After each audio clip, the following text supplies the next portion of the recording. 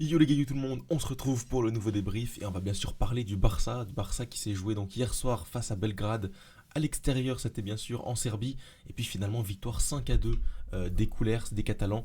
Voilà, grosse victoire, gros match. Encore une fois, je me le suis rattrapé pour faire cette vidéo justement parce que c'était un peu en double écran. Je préférais bien revoir le match une fois en entier. Et bien sûr, ça a confirmé mes idées que le Barça fait un top match. Encore une fois, alors bien sûr, la composition, on va quand même se la mettre ensemble. Alors bien sûr, la compo plutôt classique derrière avec le 4 habituel. Koundé, Koubarsi, Martinez et Martin quand même.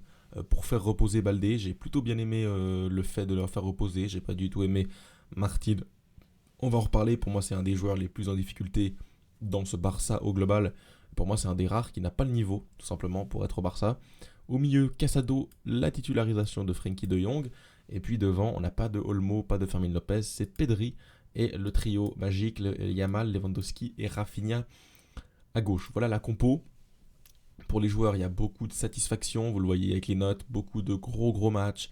Le match de Koundé sur son côté qui met un triplé de passes décisives, il a été énorme.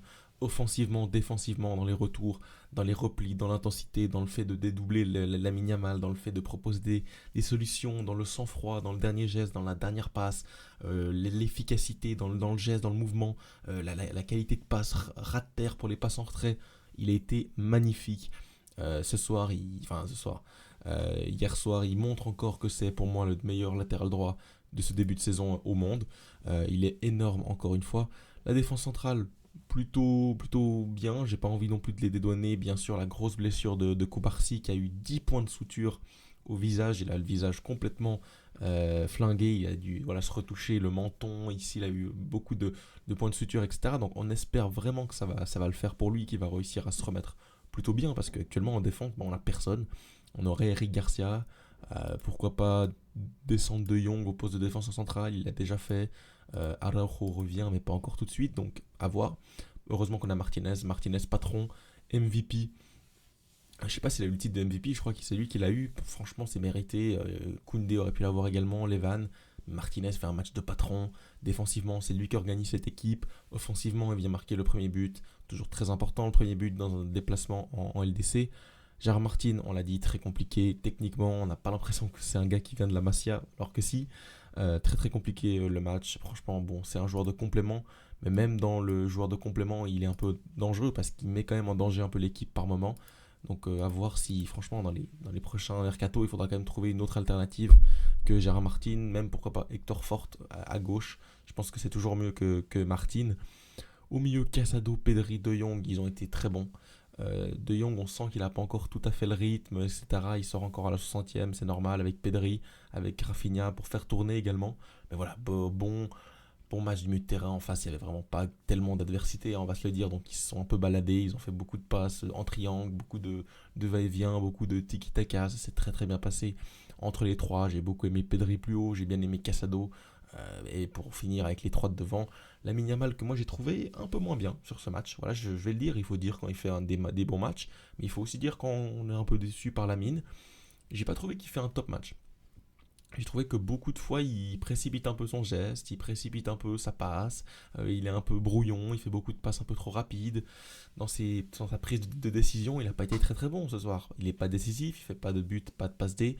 Mais bon, le gars a 17 ans, le gars fait un début de saison exceptionnel, donc on va pas bien sûr l'accuser, et le pointer du doigt. Il a fait quand même un match plutôt plein, avec quand même de nombreuses bonnes actions. Hein. Vraiment, je titille. Alors qu'en face, Rafinha, en 58 minutes, un but, une passe D, un apport dans le jeu qui est considérable. Il a mis la misère au défenseur central dans les appels, dans son animation, dans son impact. Magnifique, magnifique. Il est encore très très important. Il a failli mettre beaucoup de buts. C'est lui qui fait la pseudo passe décisive en tirant sur le poteau juste avant que Robert Lewandowski la reprenne. Le gars il a une densité, il a un impact sur cette équipe qui est fou. Franchement, c'est fou. La dimension qu'il est en train de prendre. Actuellement, c'est le joueur le plus décisif d'Europe, le meilleur buteur de LDC. Il est à 5 buts en Ligue des Champions. C'est complètement fou, franchement. Et Robert devant qui plante son petit doublé, ça me fait plaisir. Ça me fait plaisir pour lui parce qu'il est en train de faire une vraie bonne saison. Là, je peux vous mettre son transfert marque. Voilà, juste ici, il fait une saison actuellement à 15 matchs, 17 buts. 17 buts plus 2 parce que ça n'a pas encore été comptabilisé, donc 19 buts en 15 matchs. Waouh, franchement, waouh, quel match de Lewandowski, quelle saison pour l'instant en Liga aussi. Il a un volume statistique qui est magnifique. Donc que dire par rapport à ce Levan qui renaît de ses cendres après une saison compliquée sous Xavi, sous Hansi Flick, magnifique, magnifique. C'est un match où tu as également pu faire tourner, tu as pu faire rentrer Sergi Dominguez, tu as pu faire donner du temps de jeu à Fermin Lopez qui de nouveau marque, de nouveau est très très bon. Daniel Olmo, Gavi qui revient petit à petit, on sent que voilà, il commence à prendre de plus en plus de place. Pau Victor que tu peux faire rentrer une dizaine de minutes, c'est aussi intéressant dans la rotation. Voilà, tu peux faire vraiment reposer Baldé, tu as toujours du Fati sur le banc, tu as toujours du Szczesny que tu n'as pas encore vu, du Hector Fort. Voilà, tu as des matchs importants, tu as eu des matchs importants actuellement. Voilà, c'est un match dans LDC où tu gagnes 5-2 à l'extérieur. Pour le Barça, c'est quelque chose qu'on n'est pas non plus habitué ces derniers temps. On galère beaucoup en LDC, on n'est franchement pas non plus hyper serein normalement. Et là, on enchaîne quand même des top matchs, on va le dire. Sur les 3 derniers, c'est 4-0 à l'extérieur au Bernabeu, 3-1 dans le derby, et là pour l'instant 5-2 en LDC. Tu vas bien sûr jouer la Real Sociedad, Celta Vigo, c'est compliqué à l'extérieur, mais après en LDC ça sera Brest, ça sera déplacement à Dortmund. Donc voilà, pour l'instant tu as Brest en ligne de mire en LDC, tu vas sûrement faire encore le plein de points, donc il n'y a pas non plus de quoi s'alarmer. Puis au classement tu reviens quand même très très bien après une défaite assez surprenante face à Monaco, tu te replaces dans la course au top 8. Bien sûr, avec ce calendrier, le Barça doit faire top 8, c'est vraiment l'objectif pour avoir un tour en moins avec les blessures, etc. Bien sûr, c'est beaucoup mieux. Donc actuellement 6ème, 4 matchs, 3 victoires, un match, donc une défaite.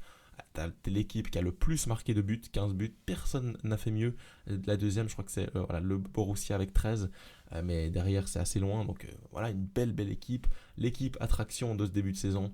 Prochain match face à Brest, en tout cas les gars, dites-moi ce que vous avez pensé de ce Barça. Franchement, pas grand chose à dire, ils ont plutôt éteint leur adversaire de hier.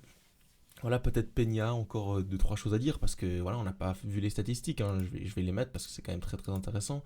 Finalement, tu subis quand même peu d'occasions, mais ça fait quand même 2 buts. Moi, ça a pas non plus tendance à me rassurer, hein. Quand tu as 4 tirs et 2 buts adverses et que tu es en difficulté sur chacun d'eux, je me dis, bon, est-ce que réellement 2 tirs cadrés 2 buts? Ben, je me dis, le ratio, Iñaki Peña, tu peux quand même faire beaucoup mieux. 2 tirs cadrés 2 buts, pour l'instant, forcément, bah, tu peux aveugler ça par le fait que tu aies 21 tirs, 9 tirs cadrés, 5 buts. Mais il y a bien un jour, il y a bien une fois, il y a bien un match où on va le voir plus que l'inverse. Donc avoir Pagna sur la longueur, bien sûr, moi je pense que Chesney, il faudrait l'essayer également parce que la Peña pour l'instant il fait rien. Donc oui, sur les sorties, il peut anticiper, il peut être sympa, mais finalement un but d'un gardien c'est d'arrêter des ballons et pour l'instant il en arrête très très très très peu.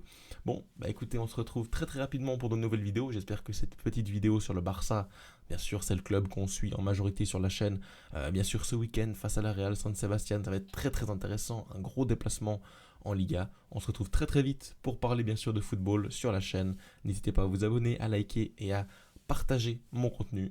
Ciao.